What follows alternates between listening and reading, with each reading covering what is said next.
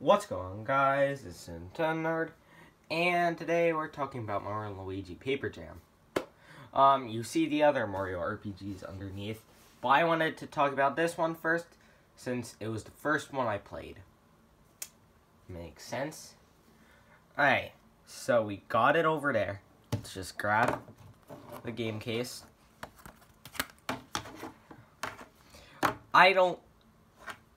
I feel like I might be a little nostalgia blind for this one, but anyway, I don't even think I would be that nostalgia blind since it came out in 2016, so I think we're good for that, but, yeah, a lot of people really hate this one, mainly because of what it did to Paper Mario and the oversimplification of the Mario RPG, the Mario and Luigi series, which was known for all of the wacky settings, all of the weird places you would explore. In this one, it's just Mushroom Kingdom. There are a bunch of generic toads. And I feel like looking at this critically, it's pretty bad for what it did to Paper Mario and Mario and Luigi. They even went the sticker star route of making Paper Mario just like everything was just paper to make it funny. Oh, haha, all of these characters are flat. Oh, they have paper craft battles. You guys like that? Which I hate. I really do hate. We got a save file right here. We're loading it up. Yes, it's just a simple grassland. Yes. The themes in this game are very poor. There's no but. It's just they have very bad setting ideas. Oh, grass, lava, water, beach. It's everything you see in New Super Mario Bros. But except put in an RPG format, which I don't even like RPGs that much anymore.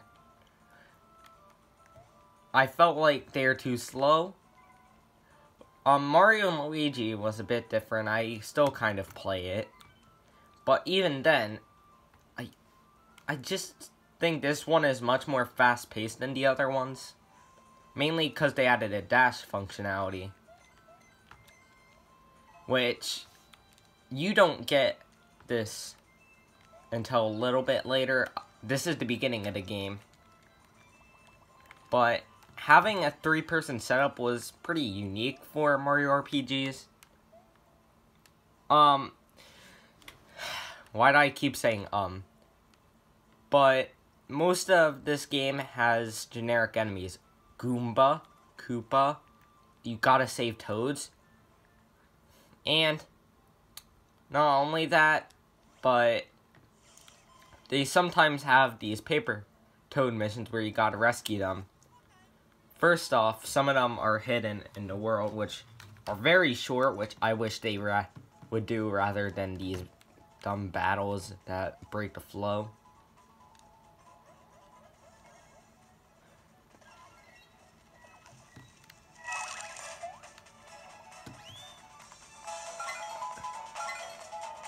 Yes, I'm not playing this on 3DS, but it doesn't make much of a difference.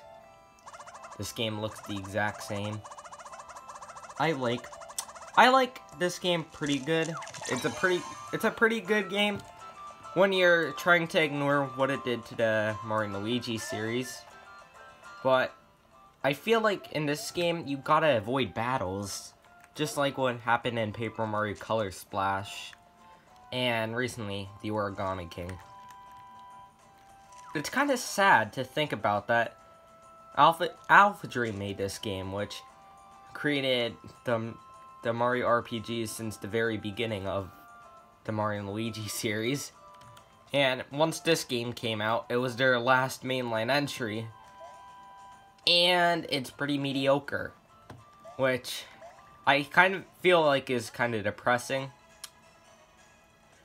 But I still have fun, regardless of what it did to Paper Mario. I've never played the quote-unquote good Paper Marios because because they're super expensive. I am getting the NSO expansion pack, which will allow me to play the original Paper Marios. But I don't think that will make much of a difference.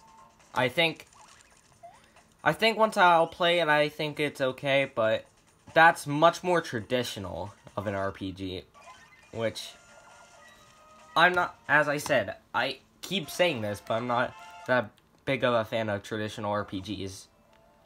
The Mario and Luigi series, I felt like was pretty good at RPGs, mainly because they had stuff to do outside of battling. You're able to jump, platform, do basically all of the traditional Mario set. I'll admit, they do some, at least they're kind of funny for the context of this game, but the humor does not land compared to the originals.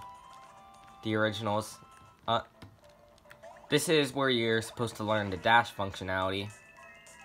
Yes, you're not originally given the ability to dash in this game. But yeah, we're in a tutorial, but later in the game, I beat this many times, so I'm able to think of this stuff off the top of my head. But I feel like the Toad missions, as I was trying to say earlier, was I'd say pretty poorly done. But what I mean is that they force you to, they just break the flow. You're just trying to get on, beat Bowser, and do the rest of the game. And then you have these dumb Toad missions just in the middle of it, which, you don't think they're required. You think, well, you're like, okay, I'm only gonna do the mandatory ones, and then I don't have to deal with then I don't have to deal with any other ones that are optional, and then I can just fight Bowser. But no, the ones that seem optional, you have to play some of them just to get to the end of the game to rescue enough Toads. Spoiler, you gotta save enough Toads by the end of the game to unlock. Oh my god. At the end of the game, you're trying to get to Bowser's castle, which is floating in the sky. And once you're towards the area, they tell you, oh, you gotta go to the Lakitu house, you gotta save this many Toads, depending on how many optional missions you've done. And once you finally complete them, you build a bridge up to Bowser's castle, which is the reason I said that it seems optional. But at least with this game has pretty poor cutscenes, but you're able to just go fast forward through them. So if you don't, this game has pretty bad story, so if you just spam right through it, you won't have to deal with any of this. But that's about it. There's not much I can say about this game. All I can say while we're in this battle, while we're finishing it up, is I remember loving this game when I first played it. And now I played Mario & Luigi Superstar Saga, and now I realize how bad it is. There's not much that they added here that they had. There's not much of a cool gimmick in this one. And, as you can see, funny paper gimmick. Yes. I don't know. Yes. I don't know. Why did they do this? I do think that the gameplay is at least decent, which is the saving grace of most Mario games. But I feel like in the context, I always say this, but I'll just say it at least this, I think it's better than Mario and Luigi Dream Team, simply because it's easier to pick up and play, which is better since it's a portable system. And it's not that hard to beat out because Mario and Luigi Superstar Saga is the best one in this series, I think. But I don't have Bowser's Inside Story or Partners in Time, which are the two DS games. But I went to a game store and I saw the price. I said, "Oh, how much is Bowser's Inside Story here?" And then he said, "Oh, it's about $80. Let's just say I didn't buy the game. I'm not gonna buy a game for $80 when I still have a limited budget, but one thing they added that was really useful in this game was the saving anywhere you want functionality, which makes it, this game was definitely Nintendo just saying, okay, you guys, Alpha Dream, you gotta make us a Mario RPG, and it has to come out by 2016. And that's the main reason I felt like they made this game. But with that being said, yeah, this is Mario and Luigi Paper Jam. I hope you guys enjoyed. I don't think any of you are probably watching that aren't subscribed, but if you aren't, I don't know why you would look up Mario and Luigi Paper Jam in 2021. But if you did, please like and subscribe. I talk about much better games than this one. But if you like this game, don't worry, I love it too. It's just not my favorite now. But I'll see you guys next time.